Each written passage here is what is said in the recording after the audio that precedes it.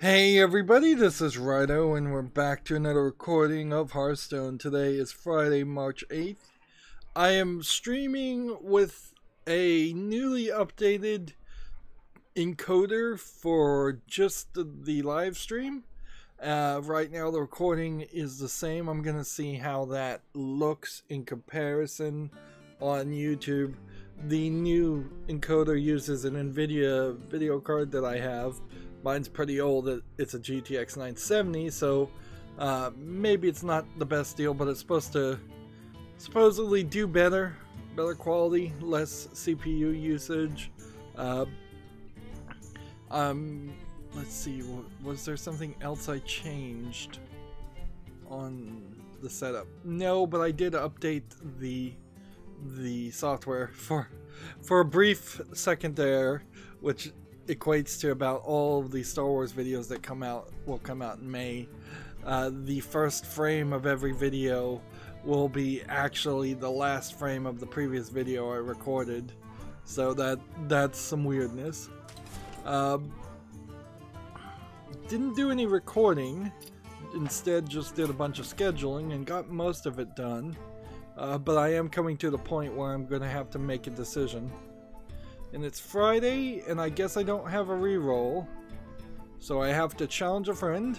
If anybody wants to jump on, that would be very much appreciated.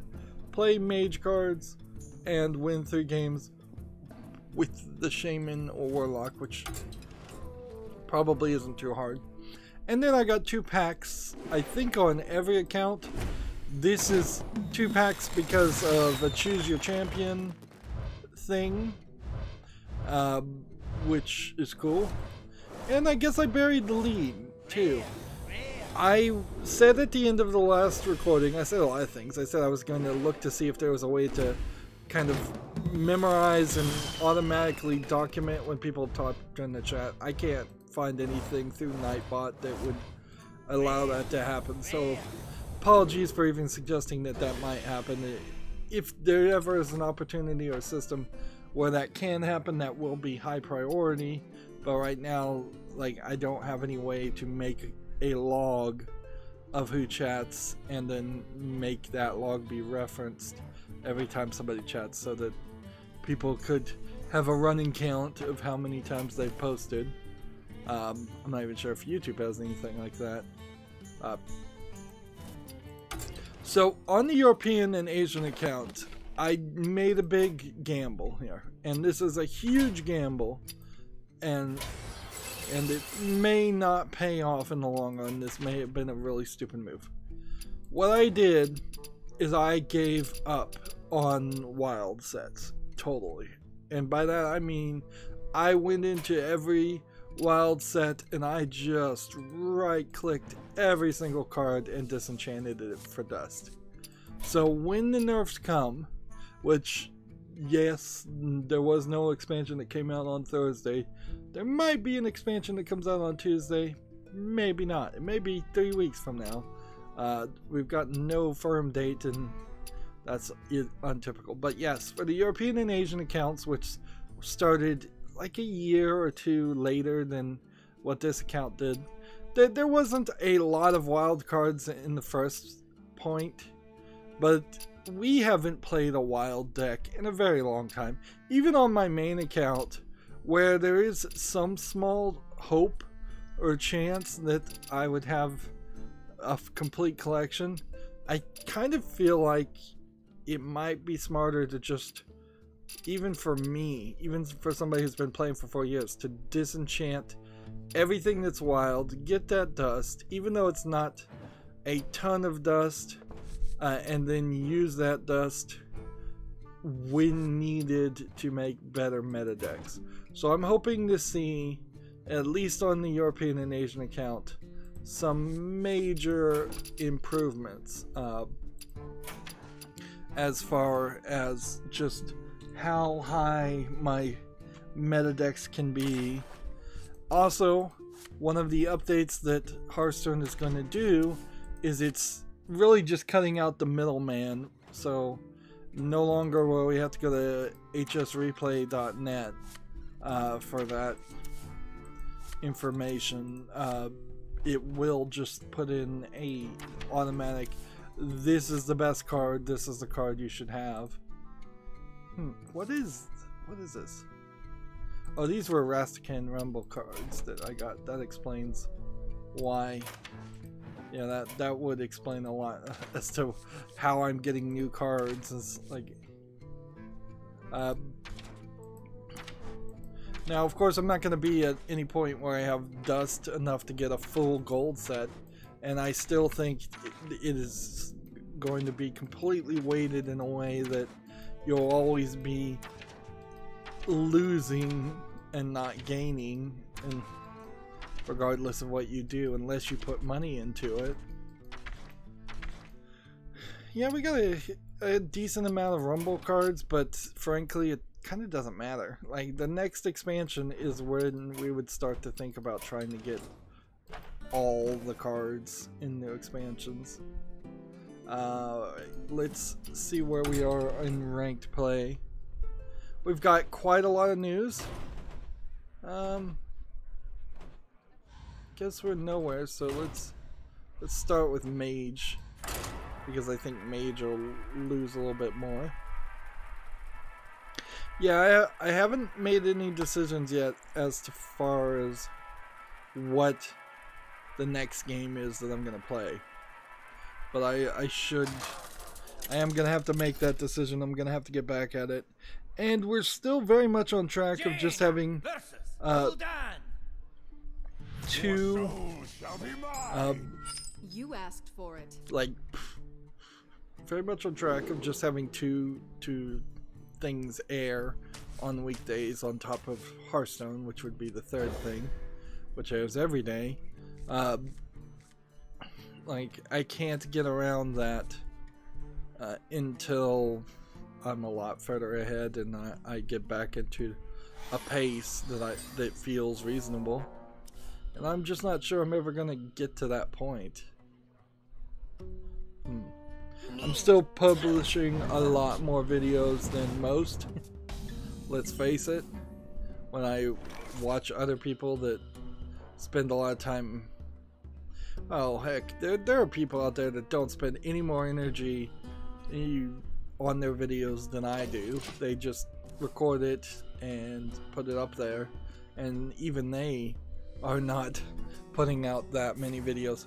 The only difference is those people started earlier or got lucky or somehow have more subscribers, and I'm doing my best to try and double, triple the effort that people who have already succeeded have done, because I'd like to actually grow. Let's do this and do this.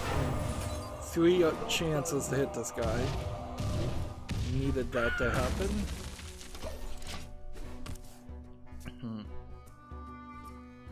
Yeah, a lot of news. A lot of news.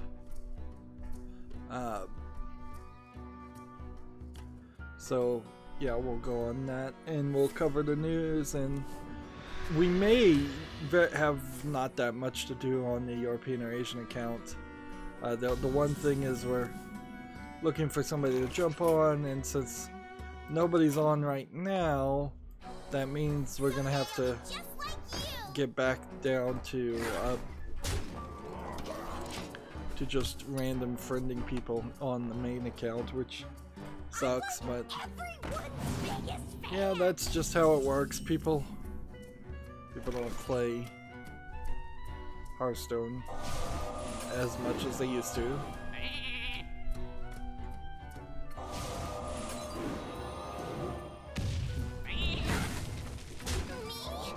There we go. I guess I'm supposed to be playing mage cards, so it wouldn't be a terrible thing to just draw this out. GameIndustry.biz is, I'm just going to say as a personal opinion, is kind of irritating me because they've decided to make a second podcast talking about the THQ Nordic AMA. It turns out that there is someone, at least one employee at GameIndustry.biz who's, and all the employees at GameIndustry.biz are pretty much like high enough to have influence. That's just how video game journalist turns out regardless. But apparently one of them is a major SJW, but I guess it doesn't matter because they've done a pretty good job of only putting it in their podcasts, and I haven't seen it bleed into their articles. Not the way I've seen it happen in so many other issues. You win this time.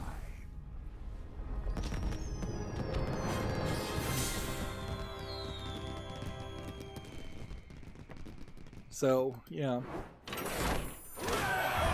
But yeah, doing 2 different podcasts about what was a story, a single story in general, is just beating a dead horse, news-wise. But I just want to mention that before I reference a GameIndustry.biz article. Blizzard cuts more than 200 U.S. jobs as part of the Activision restructure. IT and marketing sees most of the layoffs. Overwatch's firm's cuts account for more than a quarter of the planned 800 redundancies. So does that mean that Hearthstone is going to work worse potentially, and all of Blizzard's games are going to work worse? Maybe. Or maybe it was just a bunch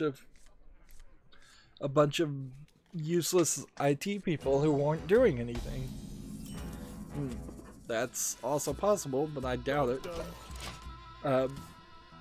It could be also that the 200 US jobs there that are lost, it was 209 I think exactly, is what I saw in another article.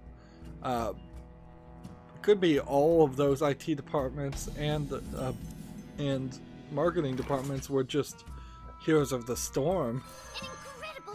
So without knowing exactly how many there were to start off with, or what department inside of Blizzard, it's hard to know. And so we're kind of just grasping at straws. But it certainly does not help morale of the company to see 200 of your fellow employees walked out the door. Unless, of course, it happens to be the 200 employees that everybody really, really hated, which is unlikely.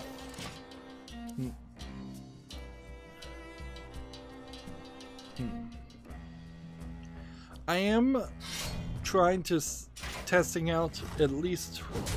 Yeah, I'm testing out one new game source for information, one new video game news source for information. I'm not gonna in the evaluation of places that might replace other people. I want to give them time. I want to make sure that they're not going to drastically change. Like the Escapist reboot is kind of a good example of that, where you could where they said they weren't going to get political, and when they rebooted because they were kind of seen as a pro Gamergate site, and then when they really weren't, but they just weren't anti-Gamergate enough for all the other video game journalists. But then when their reboot happened, within a few weeks, they proved that they were going to get political. And either side of the argument, I kind of want to see an end to people putting in their own ideologies and politics into just what I want is just the news, just the facts. It's the old Dragnet saying, just the facts, ma'am. That's all we want. That's all I ever wanted. And so I'm trying to be real careful, because I don't want to start following. Like, I started flippantly a lot with like PC Gamer and Eurogamer, who I no longer follow for news,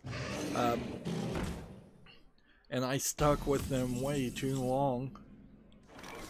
It took me a real long time to realize that everything they were saying was just being repeated elsewhere. Science overwhelming. Right. And so nothing they were saying was particularly unique or useful. GameIndustry.biz is kind of different in that because they do have a lot of inside baseball articles, but then when I evaluate that, I'm not sure I care much about inside baseball. The kind of articles that GameIndustry.biz have that are unique to them often are just talking about, oh, this company I've never heard of has acquired a bunch of investment, or this company that I've never heard of has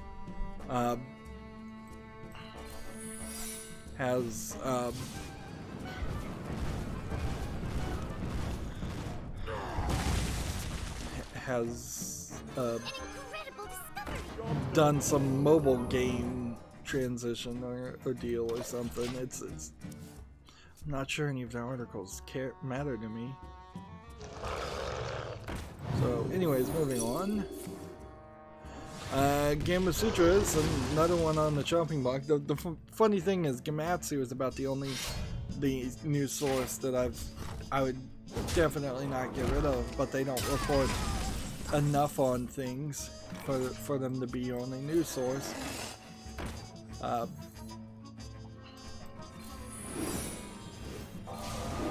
Maybe that's why I'm not irritated at Gematsu.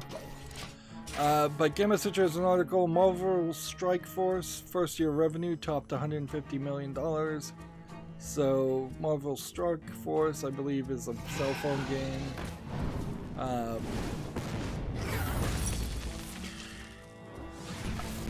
Apparently it's been going on for a year. Yeah, I tend to try to specifically avoid playing any kind of tie-in game like that on a cell phone. It's just not where I want it to be. I'm gonna take victories. We might as well move up the rank while we're playing. Gamma Sutra has another article. Paradox brings the former EA executive Rod Humble to lead the new California studio. I'm not sure if this isn't an article I already talked about. Swedish developer publisher Paradox Interactive has opened a new international development studio in California and appointed the EA executive vice president Rod Humble as studio head. It is also worth mentioning, I think, that another story to talk about is that Electronic Arts will also not be having a keynote speech for E3, so that puts it down to Microsoft, Digital Devolver, Ubisoft, and I'm not sure anybody else. Like we really might be down to just about nothing as far as E3 keynote speeches. It's not like EA would have had anything to announce anyways. EA's presentation last year was awful. I greet you. Here, let's go ahead and see if we can add that last person. I wish there was a keyboard free way of sending friend requests, but there isn't, so I have to hit this other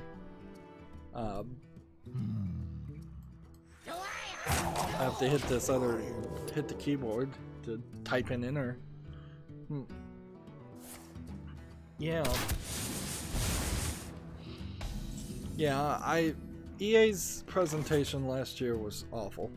So what does it really matter that they're not bothering to make another awful presentation? To my side.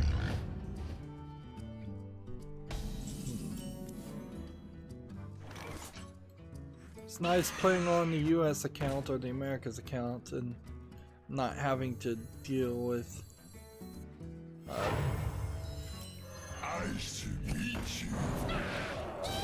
people rejecting or not responding to friend requests or friendly challenges.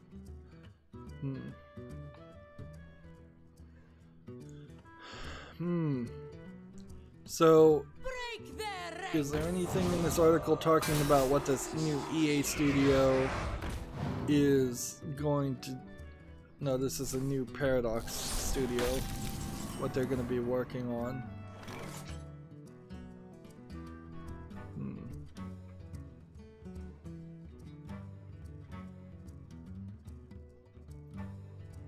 Let's see. No, there's about 4 paragraphs, a sentence each in this article, but it's kind of nothing otherwise. Let's see, stealth until next turn. Go and kill that. Go and kill that. And go and freeze that. And draw a card. And end the turn.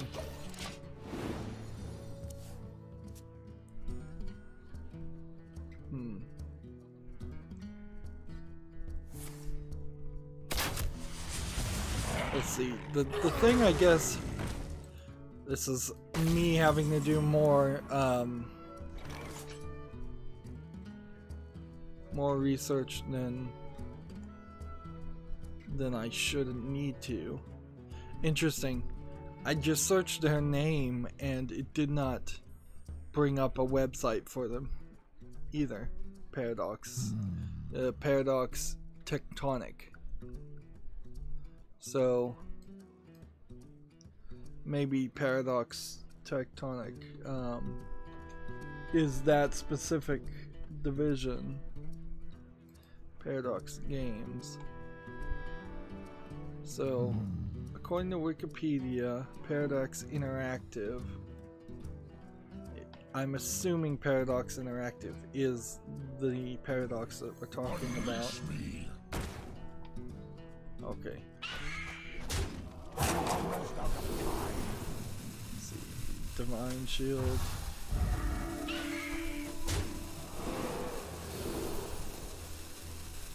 Poisonous. Job done. In the turn.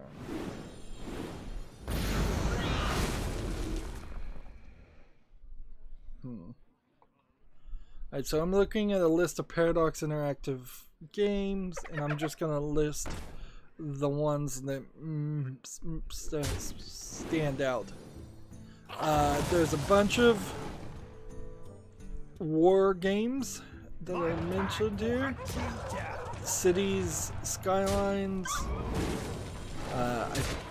Crusader King games, Diplomacy, Dragon Lords, Europa Universalis. These are particularly done in 10 years ago. Hearts of Iron, King Arthur games, Knights of Pen and Paper, Magica 1 and 2, Magica, some of the side stories, Majestica, Mountain Blade, Penumbra. Let's see. Give a demon +2/+2. And taunt. And attack. Your soul is mine. Sure, send the little guy. Pillars of Eternity. Stellaris. Let's see. War Vikings. Alright. So if Paradox Interactive is the right Paradox, there's a large collection of what I would classify European style games going on here. Things that are just not super popular in America and the United States, just like war style games. So I guess it would make a little bit of sense that Yes, I went back to the article. It is Paradox Interactive. Paradox Interactive is a Swedish developer, so that makes a lot of sense. It does.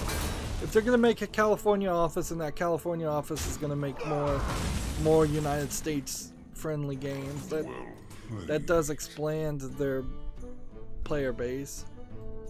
Who dares summon me? Your soul is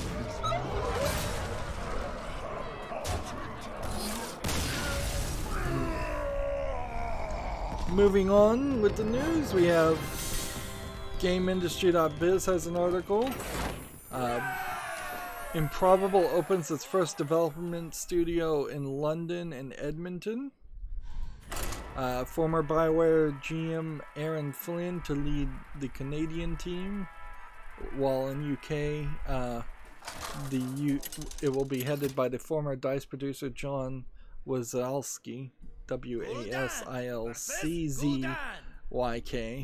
Your soul shall be mine. I am your nightmare. So we're seeing a lot of companies like BioWare is EA, so EA shut down and had some brain drain, I guess is the best way to say it, from BioWare. And let's see, DICE I think also is owned by EA.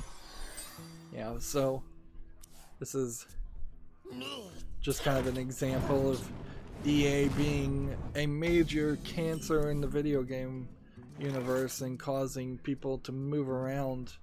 Not that there isn't a good chance that people would move around quite a bit anyways in the video game world.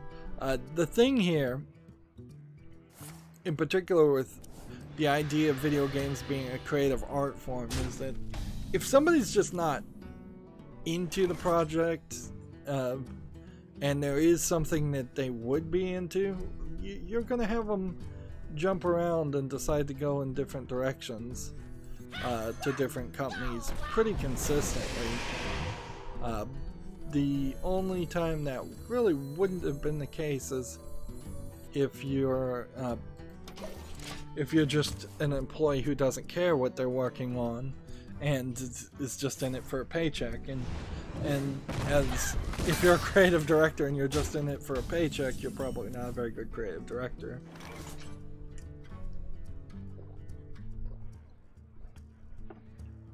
See, I think this guy has got something. So I'm gonna do this with the reservations. But there is also, I think, a bit of a fallacy in the idea that your magic shall not all artists can always be creative and can always do a good job. Like, it may very well just be the case that you kind of only have one great art piece inside of you, and that's it. For some artists, it'll be different for everybody. Like, so maybe you do have somebody who makes their magnum opus and makes BioShock 1, but then maybe they're not capable of really making as good of a game or another great game, such as BioShock Infinite. I feel is a good example of that. Even though that still, it may not be really fair. Can this go on?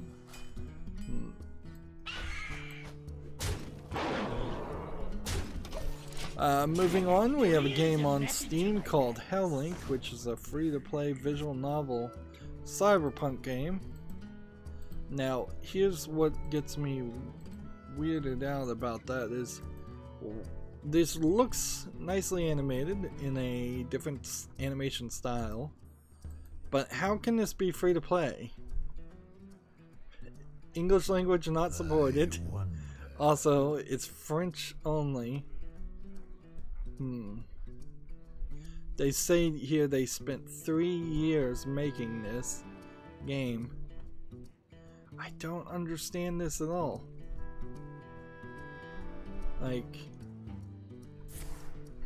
Like this is kind of a very French thing to do, is to make a game that's completely free. Why does it say free to play but not just free in general? Because you can pick either one. But there's no DLC and there's no in-app purchases. Unfortunately, Hell Link is French only, so I'll put it out there and say that's cool that somebody's put out a free game, but like my French is certainly not good enough to read an entire visual novel. It is nowhere close to that. Unleash me. So it would be almost a laughable journey of playing a game. At least if I was gonna play a game that was in a language I totally could only barely understand, French would be slightly funny in the fact that it's still like Roman letters, the Latin letters, so I could at least sound it out. Whereas if I was playing a Japanese visual novel that was in Japanese, or a Chinese visual novel that was in Chinese, I have no idea how you would pronounce any of those characters. There's no basis there.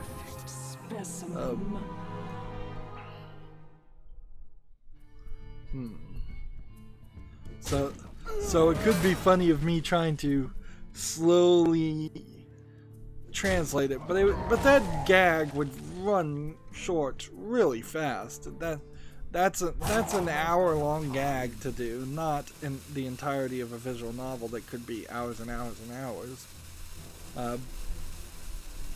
And that does kind of feel like something that the Game Grumps would do, which I've kind of stopped watching anything that they've done because I don't think they've even been doing anything lately. Come to think of it, they added a whole bunch of things that then translated into them not doing video game coverage. Demons are hard to find. We get a lot of Doom Guards on the field. TechRaptor has an article. Electronic Arts ditching the press conference for its EA Play 2019 event.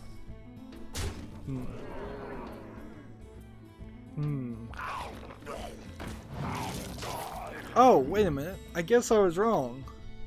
I thought this article said that they were ditching the press event for E3. But no, they're ditching the press conference for their own event.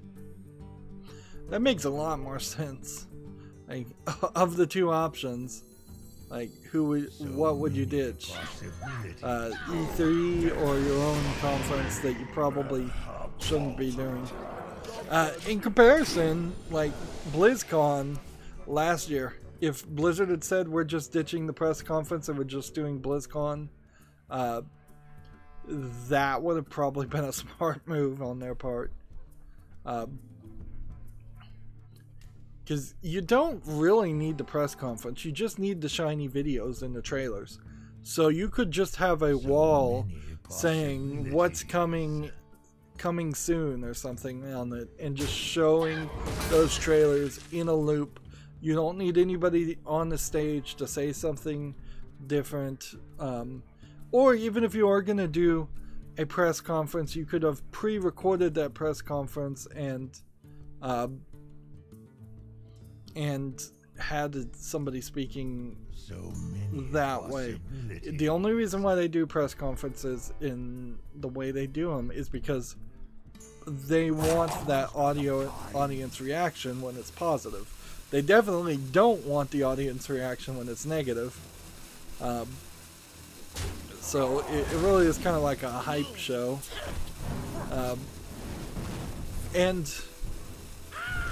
I'm not very much of a musical person, but personally, I feel like a press conference is like doing a Your magic shall not save live show of your album, when frankly the studio cut is going to be a lot cleaner, it's going to have a lot less noise, you're not going to have any mistakes, it's going to be the best version.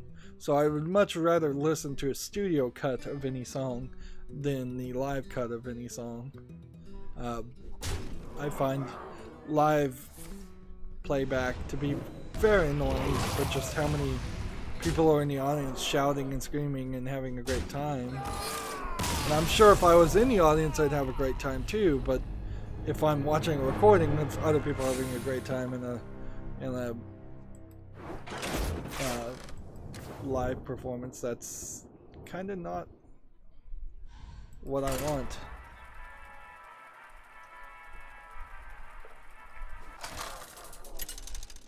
So yeah, barring any new information, it seems like EA is ditching its own press conference at its own EA Play 2019 event and is still on for E3. It still does bring about an interesting question. What is EA going to show at E3? And we know it's going to be a new FIFA. It's going to be a new, probably NBA Jam game. Because I think they're still doing that. It's going to be a new Madden. And maybe they'll sucker people into some new Star Wars game. But I also wouldn't be surprised if there's just a lot of talk about how successful Battlefront 2 has been somehow, even though it really hasn't, or something along that lines. Like, I don't know how anybody in their right mind would trust EA to really deliver on any Star Wars game. What EA desperately needs, and they won't have it, is an announcement of some new IP, and yeah, that's just not going to happen.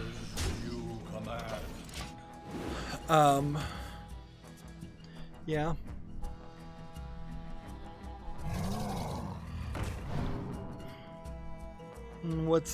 There's something else. Battlefield, yeah. They'll probably try and announce a new Battlefield game too. As you command. Alright, next we have a game on Steam called Shotgun Farmer. It's a player versus player kind of cartoony version of Counter-Strike Go. I don't know how you could play something like this compared to Counter-Strike Go unless it has a single player experience on it. It in no way really looks bad, and even that is rated pretty highly, but the only thing I guess is when you miss a shot, it grows a new kind of gun. Interesting. $7.99, but multiplayer only, so it's not something for me. But I guess maybe if you wanted to do something slightly different than a Counter-Strike Go, there maybe is enough of a player base here. Did that make sense? Alright, let's do this. And do this. And then end the turn. Yeah. I wish that plugin I had was working again to tell me the number of people playing. But yeah, that's not working anymore.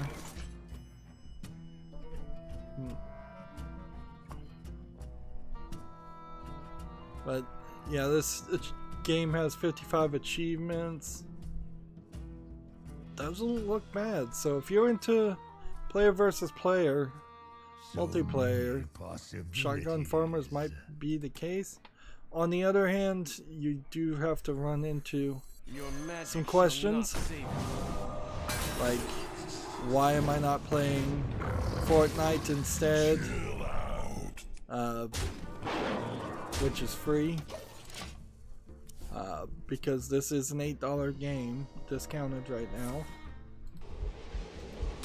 That is definitely going to be a problem for any new game developer whatsoever, is to just ask that question, is how is this player versus player experience going to beat something like Apex Legends or Fortnite? And see, I'm behind the curve even at this, because I'm saying Fortnite when really it's Apex Legend at this point.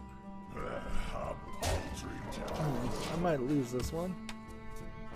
Next we have a game on Steam called On Target VR Darts. This does not look bad at all. Like, it's pretty good looking.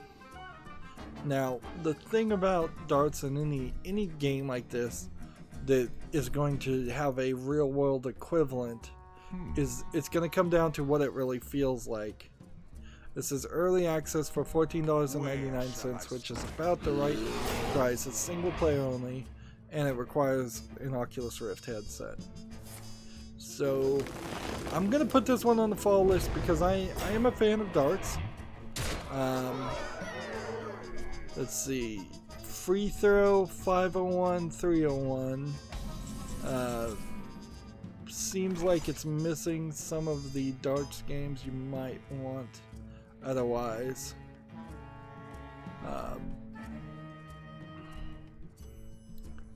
Yeah, and you're playing against an AI. You can see an air hockey table here. I bet you can't really play that or do anything else in the bar. There is an argument certainly to be made that some of these games are always set in bars, and when you set them in a bar, it feels like you should be able to just wander to another game if you get bored. But often that's not the case. I'm gonna put this on the follow list, see if people like it, see how it actually feels to the reviewers. This is a great example. It says multiplayer with additional game modes and DLC coming early 2019. So they're making a lot of promises. Draw a card first.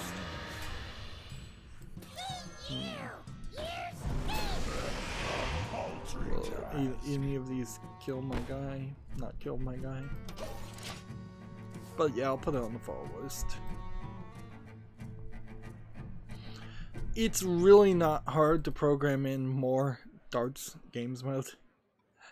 It really isn't that hard. So you're really rushing to early access if you can't have at least Blackout, and I believe it's not called Cricket. But there's several other styles of games, even if I can't remember the name. It's been several years since I've played darts. Used to play them quite a lot, and then I stopped, got busy, started playing more video games again. I literally cannot do anything else.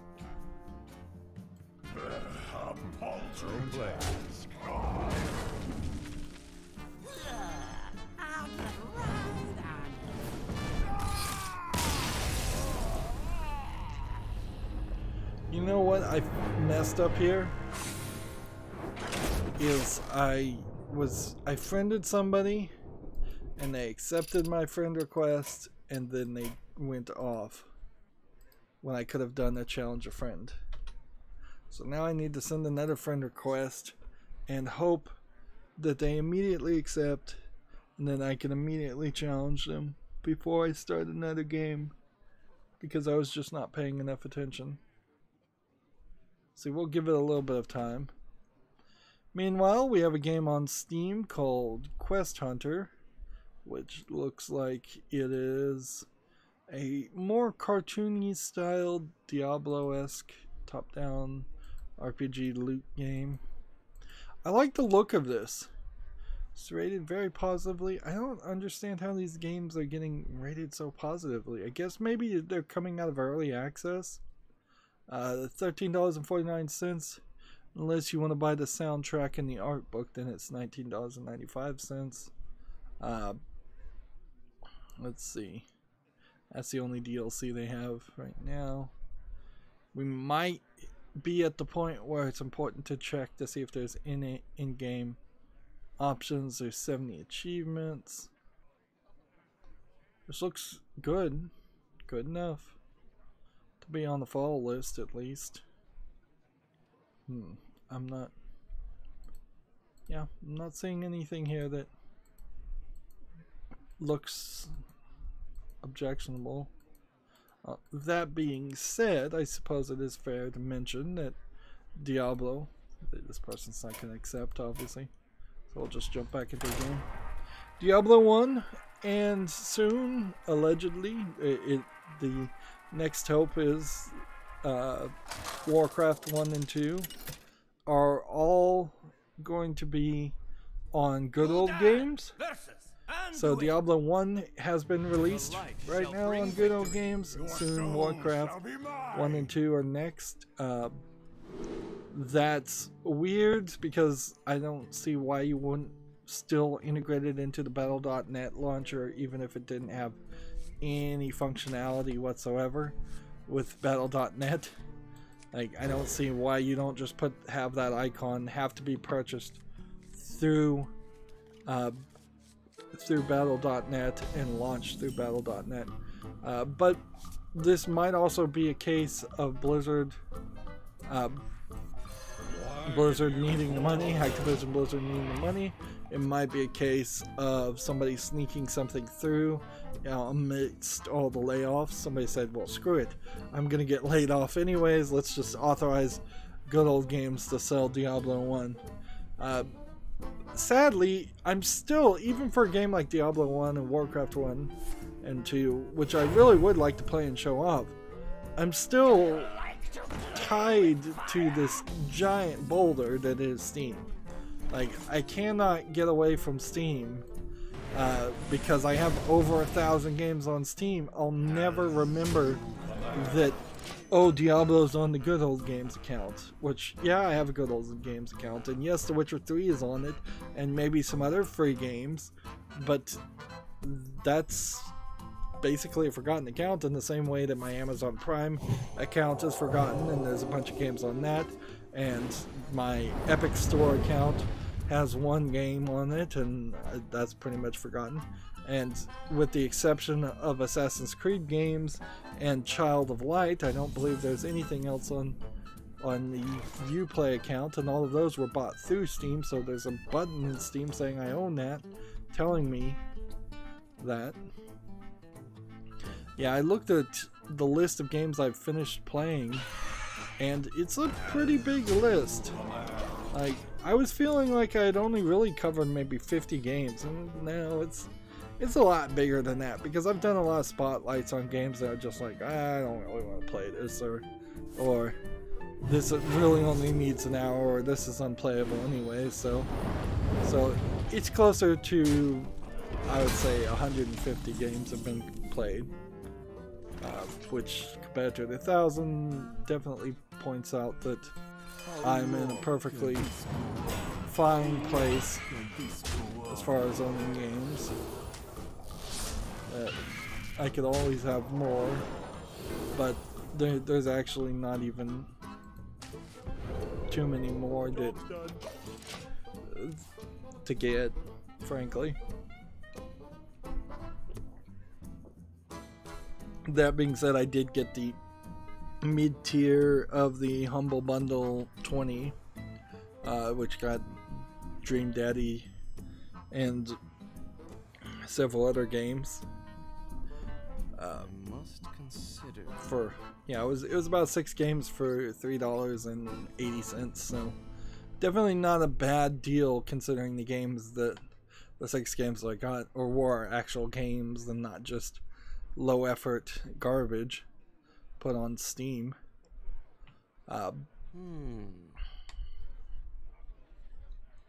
Moving on, we have a game on Steam called Doom in the Dark, which probably is a low effort garbage.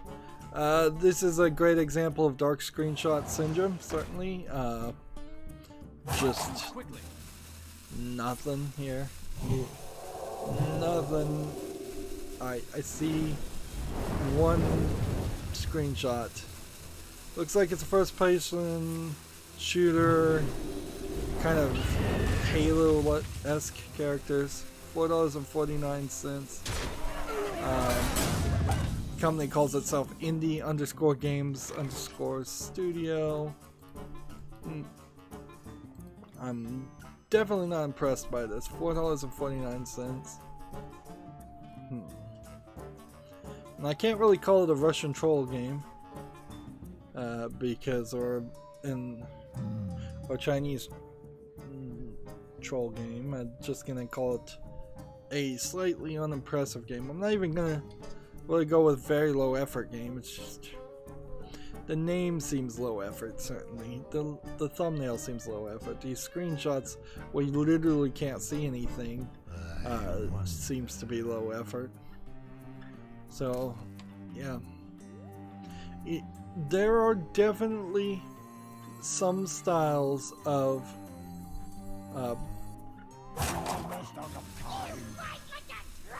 there are definitely some styles of games that are just more competitive than others.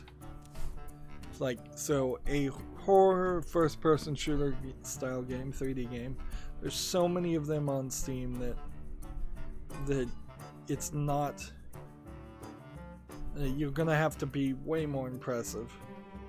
I looked at what this developer has published. The two games they have reviewed are both mixed. There are about 4 other games that haven't been reviewed. So yeah, that confirms my initial feeling well enough. See, I could waste time and I could watch the trailer, but the trailer kind of doesn't mean anything. It's just a flying around camera game. It does show things a little bit better, but it's not showing any actions or enemies, or it's just flying around in the areas that you'll see in the game.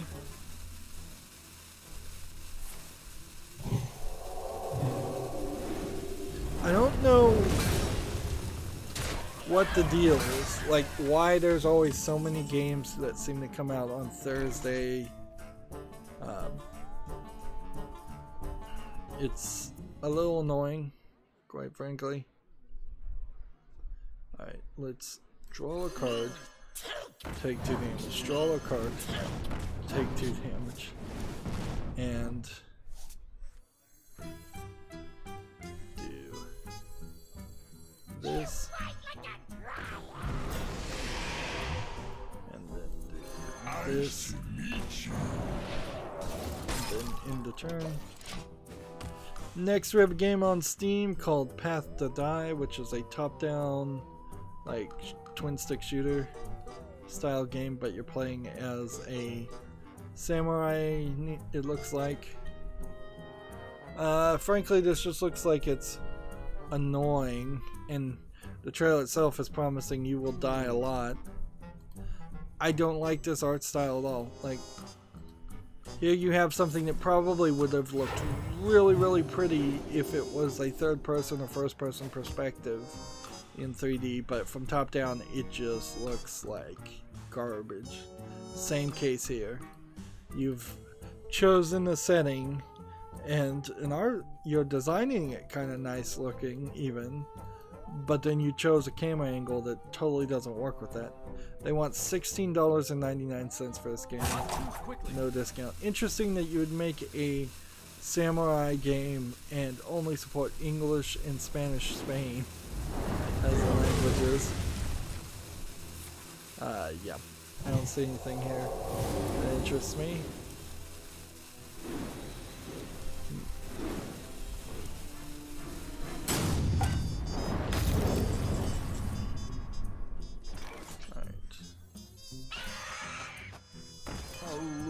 Can this go on? How long can this go on?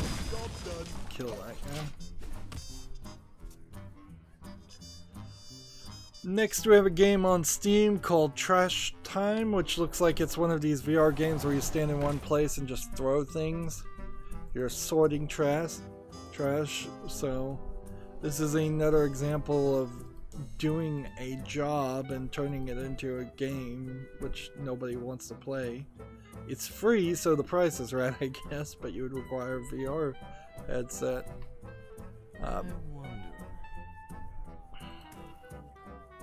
Yeah, sorting trash is not really a job I think anybody aspires to. It might not be a terrible job in general, but it is what I assume would be a lot like a factory line job. Something that's not hugely fun or mentally exhilarating.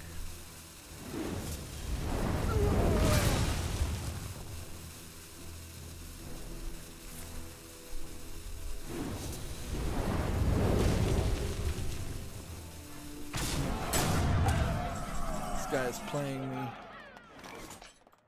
Alright, let's do this.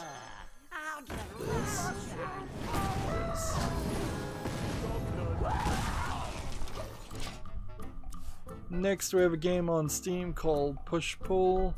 It is clearly just a box puzzle moving game with 2 characters. It doesn't look particularly visually appealing. Yeah, they want $2.99, no discount. English only support. Nothing more needs to be said about that game. It's not making it to the wish list.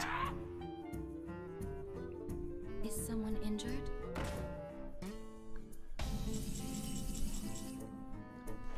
Yeah, I don't know if I'm gonna survive this. Unleash me.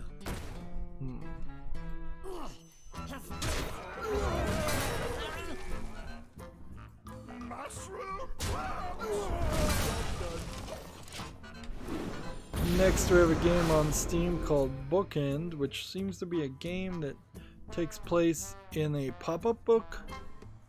Let's see, it just says indie.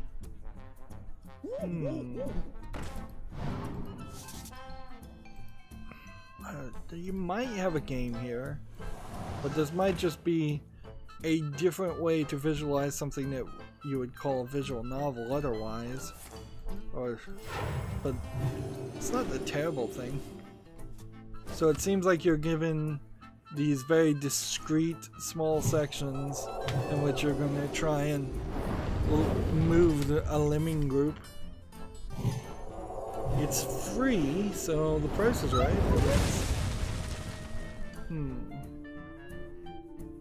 See, harness your imagination when you interact with the pop-up book, The Little Witch, and Bookend. Interesting. It's almost like somebody is trying to sell their pop-up book via Steam. You know what? I'm gonna put this on the follow list. I would recommend Bookend if you wanted to introduce a very young kid who's never played a video game to video games and say, well, try this one. Although, also this is most definitely a outlier as far as what video games are. But it looks cute. I would say it would be nicer if there was a whole series of things there. If you had a whole one app that launched many books, I would certainly be willing to pay for something like that if it was 10-20 pop-up books. I don't know how many a child really needs or will read in their youth. Yeah. I was going to lose either way.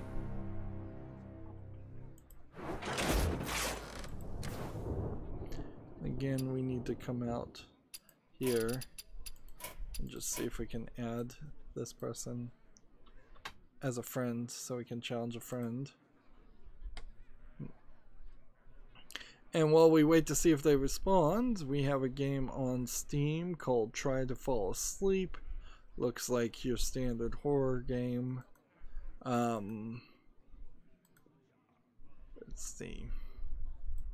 Is there anything here that would make me have any faith in this? Problem with this is there could be one that's really successful. I guess it doesn't matter, it's free. English only. So if you're into the Five Nights at Freddy's games, which almost certainly that's what this is just aping. This entire trailer is nothing but a teaser. Like, I get it. You might be cool with this idea. Well, here's the thing. I can say that this person's definitely gonna have trouble falling asleep is if they've got a toy that's lighting up and adding light to the room. That's a problem.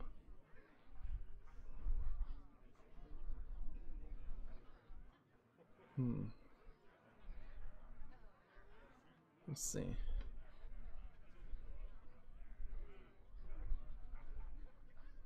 Yeah. Nothing I think really to say about trying to fall asleep. That person didn't accept the friend request. Even on the America's account, most people don't accept friend requests, so back to another game. Apologies for nothing happening there. Let's see. Gul'dan versus Next we have a game on Steam called Cube Land Arena. It looks like it's probably a Minecraft style fight game. It's mixed reviews already. People clearly don't like it. It's 59 cents discounted. 25 achievements that are numbers. That's an achievement game. I guess I haven't been looking for that very much lately. There probably have been some games I've not called out for being achievement games when really it has just had 25 achievement numbers with numbers as the icons.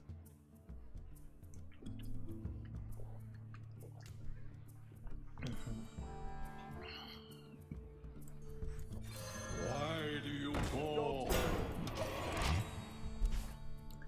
Alright, next we have a game on Steam called 5.84 Wings. This looks like a low effort fly around and dodge the walls, maybe shoot a little bit. I'm not even really seeing any shooting, so it may just be dodging obstacles. There's, I think that's shooting, but yep. That is not visually appealing at all. It's 59 cents. English and Russian game. Very low effort game. I guess my definition of very low effort needs to start expanding a little bit too. I think the quality, even for very low effort games, are starting to go up, and because of that, the standards kind of have to also go up. We're starting to see fewer and fewer just terrible MS Paint looking games. So I wonder if maybe there is a bit of curation there.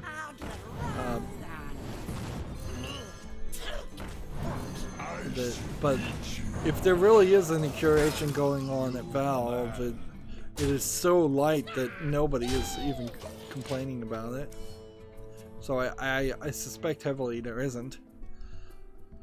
Moving on, TechRaptor has an article, Mow Down the Competition in Mowing and Throwing coming to PC and consoles this spring. This is a hype article. We'll talk about mowing and throwing closer to when it actually is coming out. We don't need to talk about it now.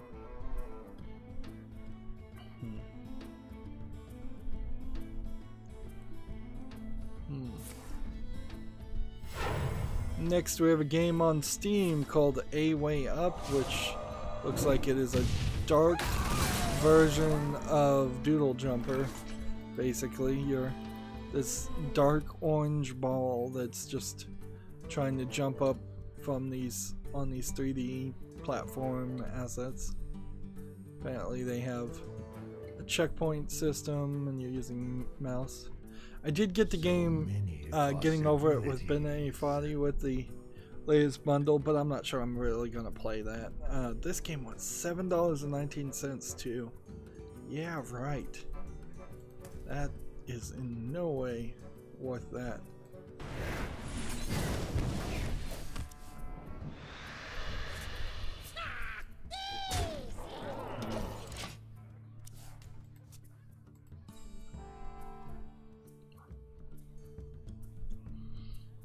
TechRaptor has an article. Willowbrook We have many secrets. post-release date pushed back. Merch crate contest announced. So there's apparently a game called Willowbrook Post that's been pushed back to March. This again is I guess a hype article more than actual news though. So I think it's best just to ignore that and move on. Let's see. How do I want to do this? If I do this, then do this, and do this, then attack there. GameIndustry.biz has an article. Konami building esports center in downtown Tokyo. A 12-story building will open its door this November. Will offer classes to help grow Japan's esports scene. This is also supposedly being built because of the 2020 Tokyo Olympics. So yeah, Your magic shall there's some, I don't know what you would call it or what you would say there. There's some weirdness in the fact that Konami is focusing on esports when Konami really doesn't care anything about video games, and that's pretty obvious. They don't really seem to care too much about anything. They're just this kind of soulless, stupid corporation, the EA of the East, in a lot of ways. But at least EA is still making 4 or 5 games worth mentioning, or Konami isn't doing anything.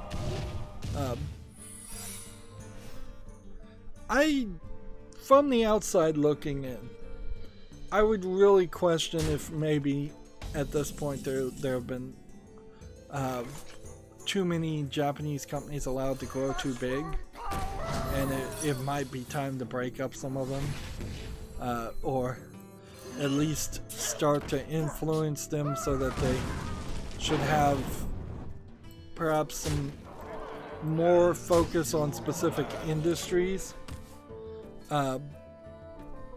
Like we're having a similar problem in the United States where AT&T is trying to buy Viacom or Fox or something, and like Verizon is trying to own other content creators, and so you have like telephone companies owning TV and movie companies that also own other companies, and it's just like, so you've got these mega corporations that have major impacts on people's lives every single day, but they're yet not called a monopoly because they only own 49% of the market in any one specific field. Samsung in Korea is a great example of where this problem ends up, where there are so many people employed in Korea by Samsung, because Samsung makes electronics for sure, and that's what we know of them in the United States, but they also run grocery stores and libraries and all kinds of other things. I'm not sure if they actually run libraries. I know they run grocery stores, but like a significant portion, somewhere around the 60-70% percentage of all employees are employed in one way or another. Their jobs revolve around Samsung, and that's just that too big to fail mentality that should be avoided. Like, the only thing too big to fail should be a government itself, and arguably even many people would argue even the government should be shouldn't be too big to fail. But that's a odd direction to end up after just reading the article that Konami is building an esports center. But yeah, if Konami was broken up and the part of Konami that made video games was its own separate thing, then we would see probably better video games from Konami and new video games from Konami. If the Xbox division was broken up from the rest of Microsoft, we would probably see a lot better games and games focus. Like, Crackdown 3 did not happen in a vacuum. The reason, in my opinion, why Crackdown 3 was not good was because somebody at Microsoft was pushing the idea of it using online cloud processing to show off what Microsoft's cloud processing abilities were. Whereas that idea would have never been included or never been stuck to for as long as it was, if it weren't for the fact that that was a feature Microsoft was pushing to sell. Just gonna kill this.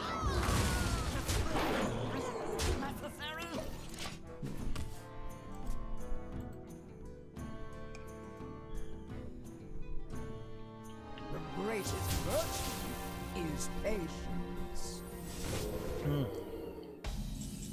It's one of those days where I'm just really, really thirsty. Must be dehydrated. Unleash me. Okay. Let's keep on playing. Yeah. I think I can win here.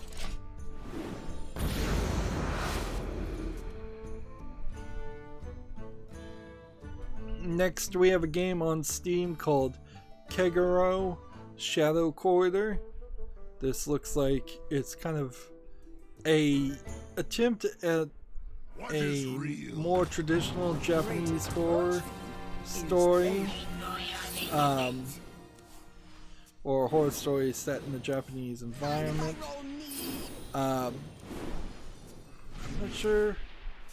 I was gonna write this off immediately, but it is rated positively, and as I'm seeing some of these other elements, like, the graphics don't look great. Let's be face about that, and we still have dark screenshot syndrome as a problem, but I'm willing to put this on the follow list. It's $7.99. This might be good enough. And frankly, I guess I haven't really ever covered a game like that before. Let's see. Will you be my friend?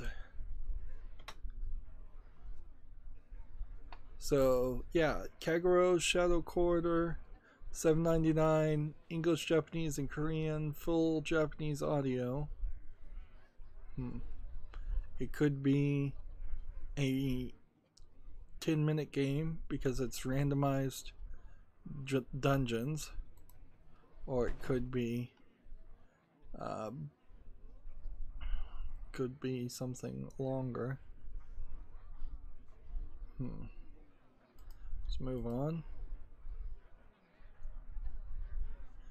Let's see, I changed, by the way, the clipping on the WebPeak so that now you should not be able to see even a pixel of the scroll bar in the right here. and you should not be able to see what would be a scroll bar if there is a scroll bar at the bottom. So right where my mouse is right now, you should not be able to see it. That does mean theoretically you're seeing slightly less, but you've always been seeing slightly less.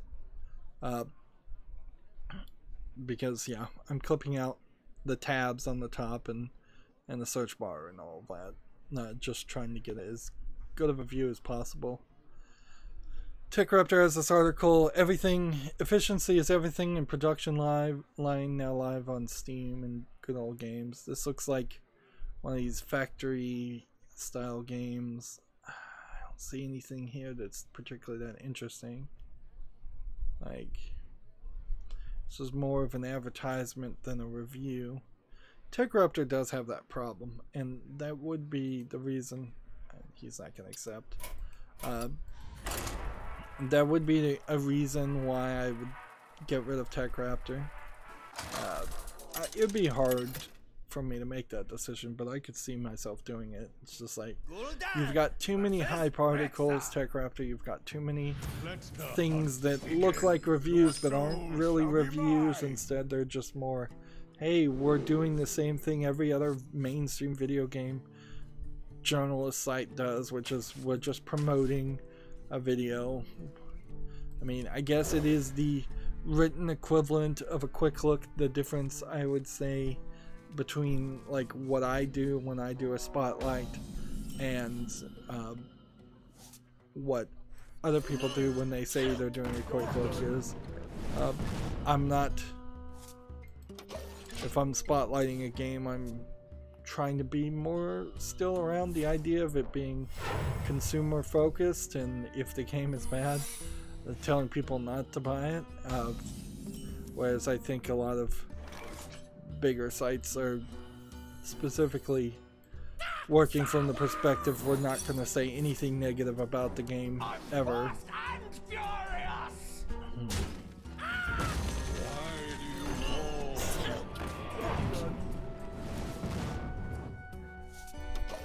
GameIndustry.biz has an article. Skybound terminates Starbreeze's Walking Dead licensing agreement, but the publisher's hopes to, quote, reach a solution despite the struggles of Overkill's title. So, what they're trying to do now,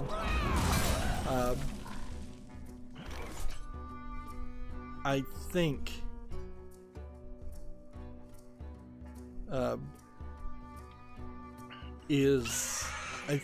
Skybound Games, which is the holding company that's run by the person who made the Walking Dead comic book, as I understand it. I think they're trying to get like the game itself. So it wouldn't be unheard of for a company to be hired and licensed to make a game, but then they don't really own the game at all.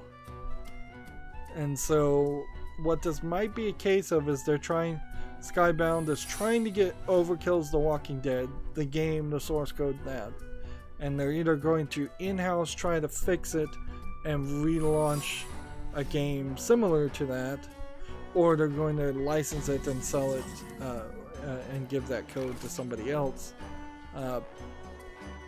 so as to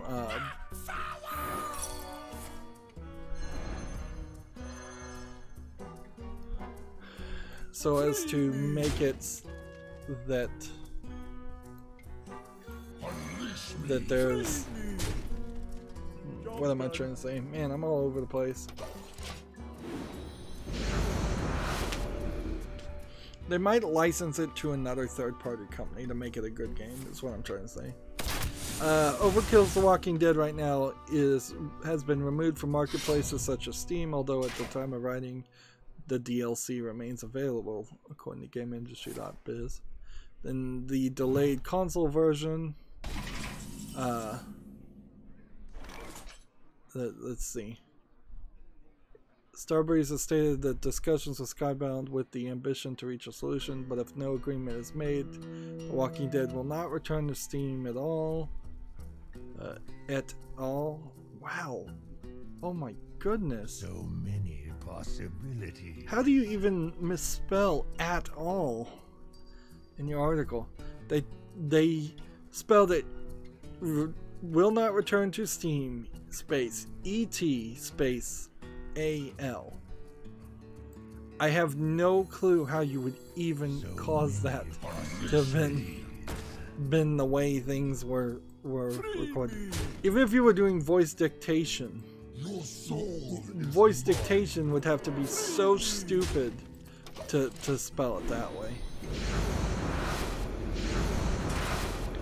Wow, what a terrible...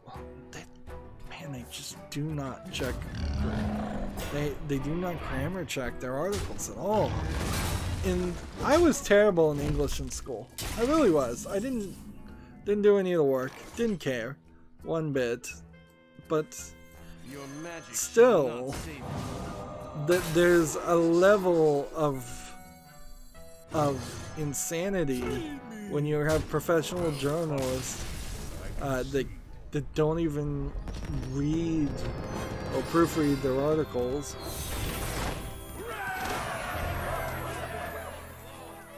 Anyways, if there's no agreement, the delayed console version will not be released. And that's what that article was trying to say, despite its retarded babbling that it managed to type out. Let's see, is there anything?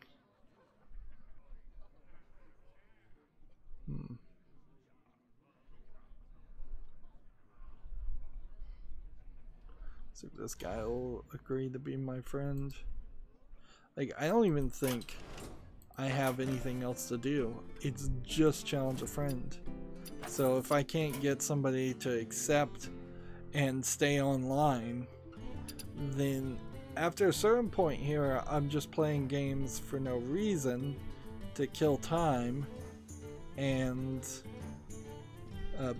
it would be smarter to jump to the European account, an Asian account, instead.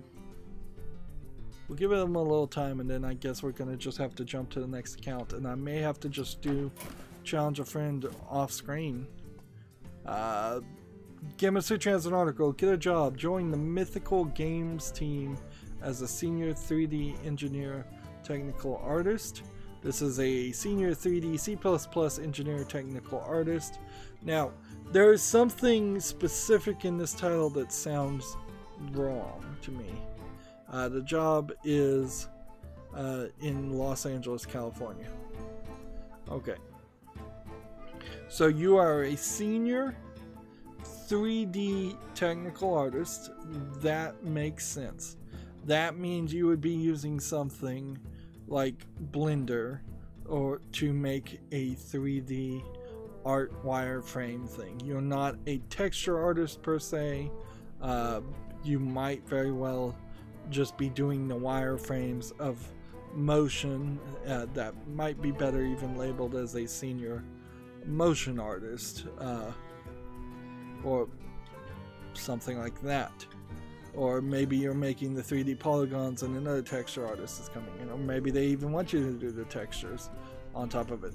But you know what you're not doing as a senior 3D technical artist? You're not using C++, and you're not an engineer of C++ code. These are two descriptions of two very, very different styles of jobs. So they want you to pull double duty in this job. And they've labeled it wrong. There's no such thing as a 3D C++ engineer, which is what is being labeled here. Let's just do a web peek here. Like, there's no such thing as a 3D C++ engineer, to my mind. Like, you do not program in C++ in 3 dimensions. You either arguably program in way more than 3 dimensions, or you program in very 2-dimensional text editor. You could say maybe you think in way more than 3 dimensions because you're running functions and classes and stuff like that in your program, and that could be a multi-dimensional thing, or you could be making multi-dimensional arrays and using that in your programming, but that does not really come to the heart of it. You would not call yourself a 3D C++ engineer. This is a fake job title as far as I know. And even if you ignore the 3D, senior C++ engineer and technical artist, still way different of a company. Let's see. They want you to have 5 to 10 years, 10 plus years of C++ development experience and expertise with 3D graphics and math, quantinuums, linear algebraic transformation matrices, familiar with existing graphic tools such as Maya, Blender, ZBrush, Photoshop, Illustrator. Yeah, that has nothing to do with C++ programming. Yeah, this is, whoever wrote up this job description had no idea what they're even typing, clearly.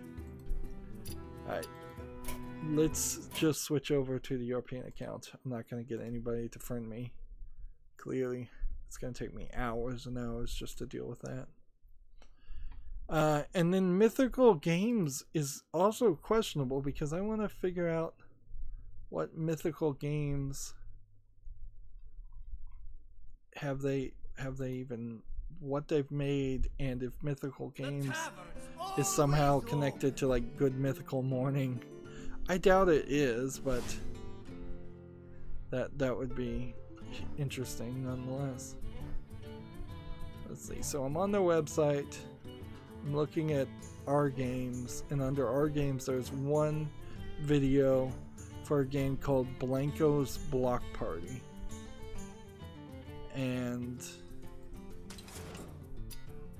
yeah, it looks like it's kind of nothing. Yeah, it's just a trailer. So not only does this company have no name or reputation behind them, they don't know how to make a job listing to save their life. Well, I can guarantee you that job listing will never go filled unless they lower their standards. It's significantly different, even for a bachelor's degree. But remember, that job also wanted 5 to 10 years of experience with C++, so you could have taken C++ classes, I suppose, in high school. Those are available. And then 4 years of C++ to get a bachelor's degree. But you definitely would not even have the same style of brain that worked well with 3D artistry. Like, those are completely different types of personalities and brain types. There's not... I am being slightly hyperbolic here, but there's probably nobody on the planet that could do both of those things well. It's just right brain versus left brain stuff. Some people are more right brain creatives and some more left brain logicals, or vice versa. Alright, well, I need to win a rogue or warrior game, and apparently that's it. I'm wondering if maybe in an hour or two I'll get another quest, and then have to come back here. Moving on, we have a game on Steam called Your Future Self, which I have no clue what it is, but it doesn't look particularly interesting. Like, it seems to just be this main screen more than anything. Let's see. Experimental text adventure game for $4.24. English only, 9 achievements. Yep, nothing there interests me. And I feel like I am gonna have to either rush or potentially just only play like cover news, because at this rate I don't know if there's anything else that I can do. I don't think I'm gonna have enough daily quests to justify continue playing on screen, and I will have a lot of news.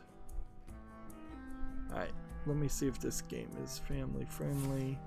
It's not really. No. There is a point where they are blurring out some of this.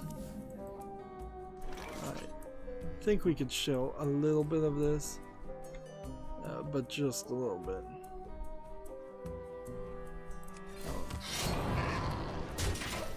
So we've got this game on Steam called Evil Maze 2. Looks like it's a maze game, RPG, maker style game. It's $7.49.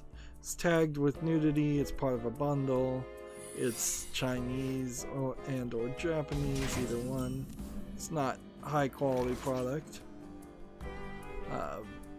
It's saying it's an ARPG, which I assume means Asian RPG.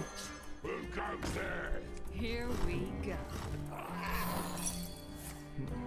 Job's done. Medic!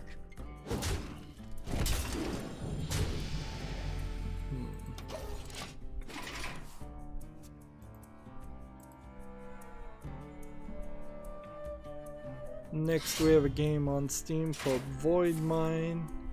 It looks like it's an adventure horror game. It's a dark screenshot syndrome looking game. I really am not ever going to be sold on a game where most of the screen is in darkness. It just feels lazy. It really does. It shows a lack of ability or desire to zoom in your camera. If I went to a movie and half of the screen was black because they decided just not to film it, I wouldn't be happy either. $5.39 discounted. Nope. 15 achievements. Sorry, that is not interesting enough to me. Alright, let's do this. Here we go. What you do?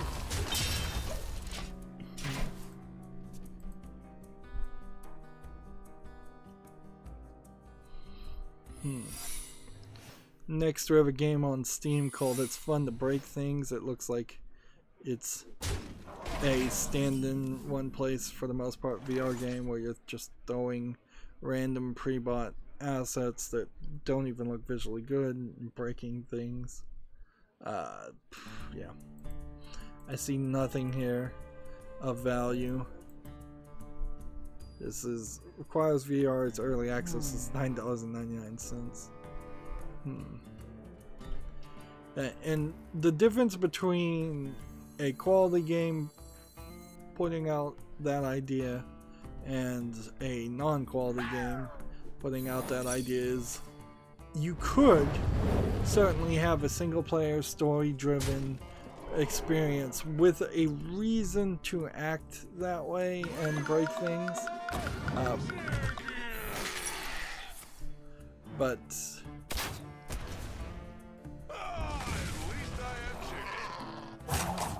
But yeah, you need a story. You need to break it up. Like, you probably need to add a shooting mechanic of some sort, or a chase mechanic or something. You need to do a lot more than my only concept is to have breakable things or breaking physics. Like, sure, 10-20 years ago, all you would have had to do is say, well, this has glass breaking physics in it, and that's good enough. But this is not 10-20 years ago. Job's done. And he's just playing Secret Hunter. And yeah, I can't beat it. Brotherhood shall prevail. Yeah, we already talked about... Oh, wait, no, this is a different story.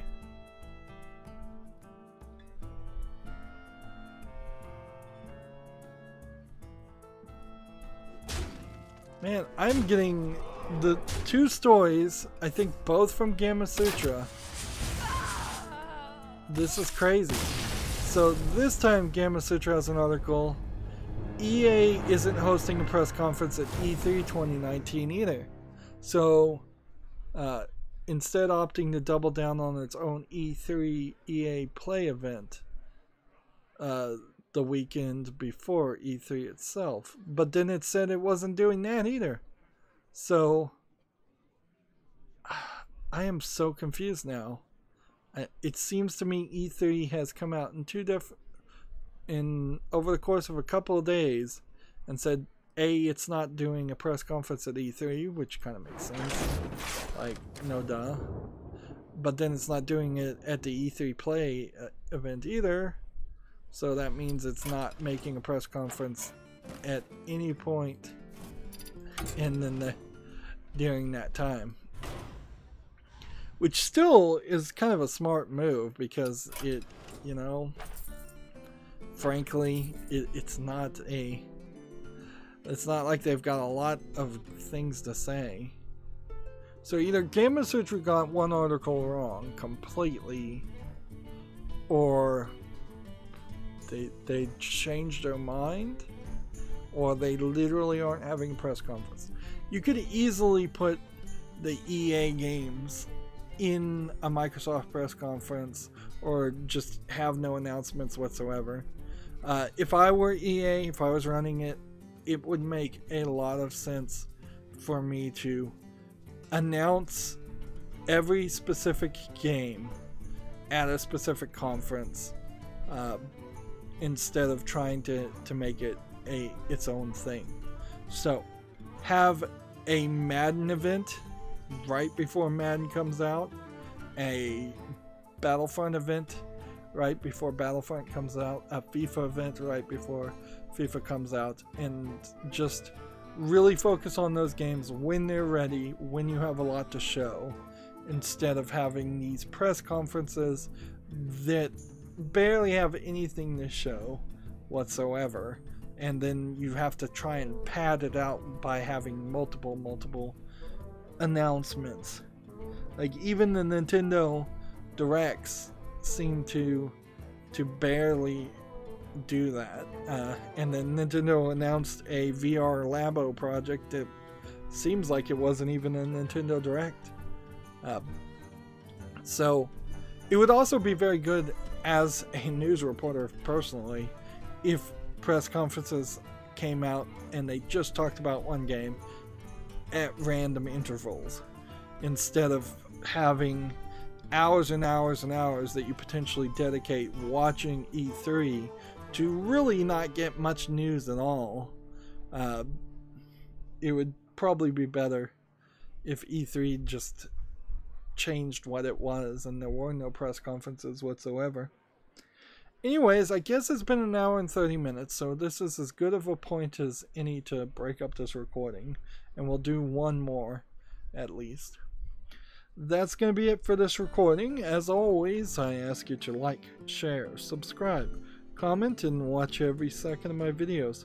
If you want a friend or follow me on any social media sites, there's a whole bunch of links down below in the description box. Thank you for watching. Have a good evening.